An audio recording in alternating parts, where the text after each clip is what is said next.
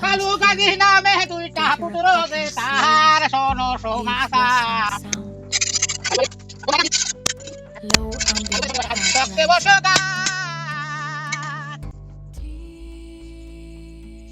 ভাবিলে করবো আমরা আমাদের সাই কারখানা শোনো ঘটনা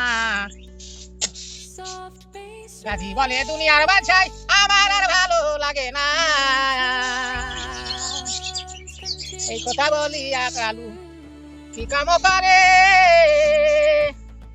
তুই ভাই মিলে দেখালো সে যে বাদশার দরবারে শোনো ঘটনা এরপর আমি কিছুই জানি না পরে মনে হইলে খবর